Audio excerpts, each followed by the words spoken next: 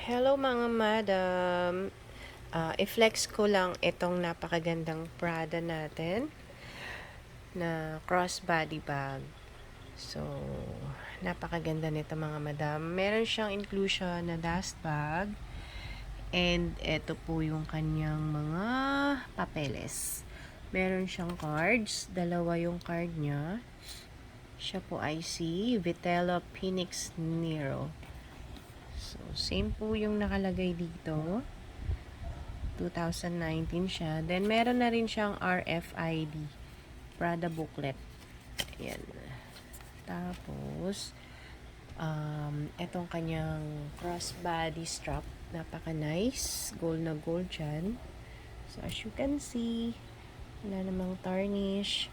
Tapos, sa kabila, same po. Maganda po yung, hindi ko lang napunasan to. Kasi nakatabi lang to eh. Then, ayan po. Pasensya na sa boses ko kasi tayo ay na-virus. Iba kasi panahon dito sa America. Gold na gold yan. Oh. Ganda oh.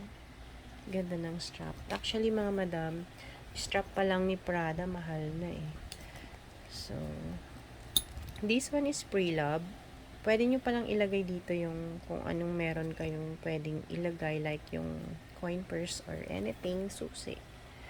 Then, yung bag itself, ito yung large size alam ko eh. Kasi may mas maliit pa nito. Anyway, sukatin na lang natin. Ito yung ruler. Tingnan natin ang size ni Prada. At saka madam, malaki na yung logo nito. Ayan o, gold na gold. Ang ganda ng kanyang pagka-Prada plate. Super nice, 'di ba? Then grained leather siya. Ang ganda ng leather. Saka yung kanya yung mga rings, ayan, gold na gold yan mga madam. No signs ng cracks dun sa mga leathers. Ito yung kanyang pinaka-puller, super gold. Ganda ng kanyang rank mga madam. Then, same sa zipper. Same din po dito sa kabila. Ayan. Super ganda ng rank nito. Ayan. Ganda-ganda oh. 'Di ba? Ayan po yung Prada logo. Then, sukatin natin ha. So, sa tingin ko, mga madam, from here, 0. Bakit ng ruler ko?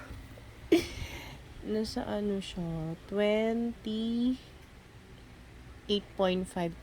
to 28.5 cm. So, maraming mailalaman dito. Lock wallets, cellphones. Ayan. So, about sa bag, pretty ang bag itself. Leather siya ha, guys. So, corners, nothing to explain sa corners. Pati sa ilalim, walang kailangang i-explain. Makinis yung bag, mga madam. Ang ganda, oh. Ang ganda ng rank nito, promise. Yung puller niya.